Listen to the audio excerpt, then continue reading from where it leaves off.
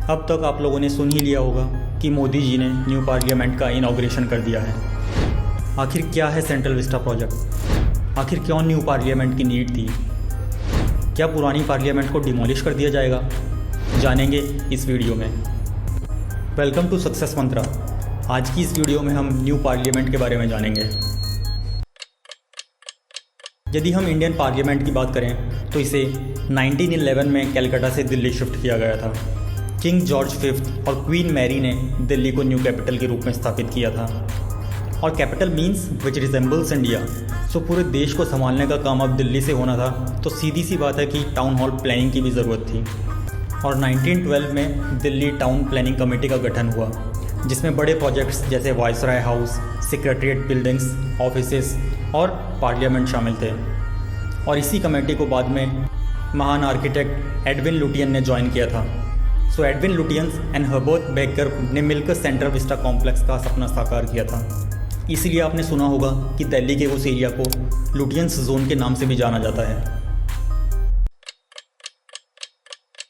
जो भी building, सेक्रेटरीट्स etcetera थी, उनमें सबसे मेन बिल्डिंग थी जिसे भारत के लोकतंत्र का प्रतीक कहा जाता है, संसद भवन। जब भी हम पार्लियामेंट की बात करते हैं तो it consist of 3 main things: Lok Sabha, Rajya Sabha and president of India. Parliament का जो पुराना स्ट्रक्चर है वो अगर आप सामने से देखोगे तो सर्कुलर शेप जैसा लगेगा, लेकिन अगर आप उसे ऊपर से देखोगे तो दिखेगा कि ये एक्चुअली में 3 सेक्शंस हैं, सेपरेटेड बाय 120 डिग्री एंगल। इनमें से एक लोकसभा है, एक राज्यसभा और तीसरा जो कि लाइब्रेरी है। और बीच में है सेंट्रल हॉल, जिसे लोकसभा या राज्यसभा की जॉइंट सेटिंग्स के लिए यूज़ किया जाता है। 2019 में मोदी सरकार ने अनाउंस किया सेंट्रल विस्टा रीडेवलपमेंट प्रोजेक्ट। ये राष्ट्रपति भवन से लेकर के इंडिया गेट तक का लगभग 3 किलोमीटर का एरिया है, जिसमें नॉर्थ ब्लॉक, साउथ ब्लॉक, संसद, राष्ट्रपति भवन, ये सारा एरिया इंक्लूडेड है। और सरकार इस पूरे एरिया को रीडेवलप करना चाहती है।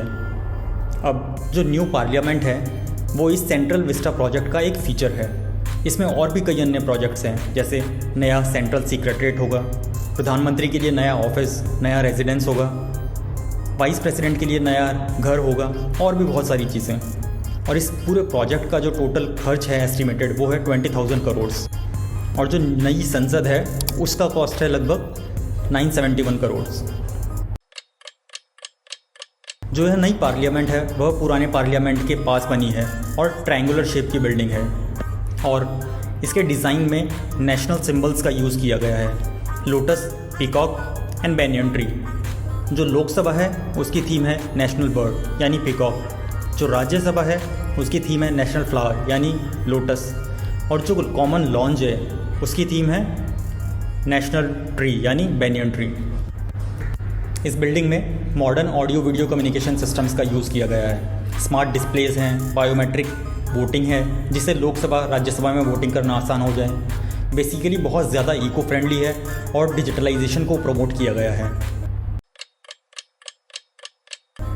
अब सबसे पहली बात आती है कि why we need this new parliament. तो देखो, सबसे पहला पॉइंट है जो इसके आर्गूमेंट में वो है सिटिंग कैपेसिटी मेजरली। अभी लोकसभा में 552 सीट्स हैं मैक्सिमम एंड राज्यसभा की 250। और जो ये सीट्स का एलोकेशन है ये चेंज हो सकता है 2026 में। क्यों? जब हमारा देश आज़ाद हुआ था तब यह डिसाइड किया गया था कि हर 10 साल में ये सीट्स का एलोकेशन चेंज होगा बेस्ड ऑन द पॉपुलेशन। तो जो भी कॉन्स्टिट्यूएंसीज़ हैं वो लगभग इक्वल नंबर ऑफ एमपीज़ को रिप्रेजेंट करेगी, यानी जहाँ ज़्यादा पॉपुलेशन है वहाँ ज़्यादा एमपीज़ बनेंगे। अब पॉपुलेशन बढ़ती गई, लेकिन ये जितना सिंपल दिख रहा है उतना सिंपल इम्प्लीमेंट करने में था नहीं, बिकॉज कम पॉपुलेशन वाले स्टेट्स को डिसएडवांटेजेस था। ज़्यादा पॉपुलेशन वाले स्टेट्स में ज़्यादा एमपीज़ एंड कम वाले में कम एमपीज़। तो 1976 में गवर्नमेंट ने ये डिसाइड किया कि अभी इसकी नीड नहीं है, so let's freeze the seats till 2001। 2001 आया और 2002 में सरकार ने दोबारा फैसला लिया कि अभी भी इसकी कोई ज़रूरत नहीं है, so let's again freeze this till 2026। तो यही रीज़न है कि 2026 में दोबारा सीट्स का एलोकेशन फिर से चेंज किया जा सकता है। तो जहाँ ज़्यादा पॉपुलेशन होगी वहाँ से ज़्यादा एमपीज़ होंगे और कम पॉपुलेशन वाली जगह से कम एमपीज़। इसलिए न्यू पार्लियामेंट में सीट्स को बढ़ाया गया है।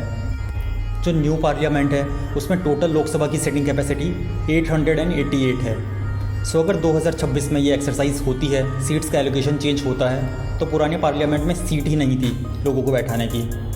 सो यही one of the main reason है कि क्यों ये नई पार्लियामेंट का डिज़ाइन तैयार किया गया था। और भी अदर रीज़न्स हैं, जैसे जो पुरानी बिल्डिंग है वो अर्थक्वेक प्रूफ है या नहीं, इस बात का कोई सबूत नहीं है, बिकॉज उसके डिज़ाइंस अवेलेबल नहीं हैं। और जो ये नई बिल्डिंग है ये पूरी तरह से अर्थक्वेक प्रूफ है। तो नई पार्लियामेंट तो बन गई, अब जो पुरानी पार्लियामेंट है उसका क्या होगा? क्या उसे डिमोलिश कर दिया जाएगा? अकॉर्डिंग टू द गवर्नमेंट, जो पुरानी बिल्डिंग है वो एक आर्किटेक्चरल डिज़ाइन का एक नायाब उदाहरण है और देश की हेरिटेज को रिप्रेजेंट करता है। मार्च 2021 में हरदीप सिंह पुरी ने कहा था कि पुरानी बिल्डिंग को रिपेयर करके किसी और काम में लिया जाएगा। So the parliament will not be demolished but will be used for some other purpose. अगर आपको वीडियो पसंद आया तो please like and subscribe success Mantra.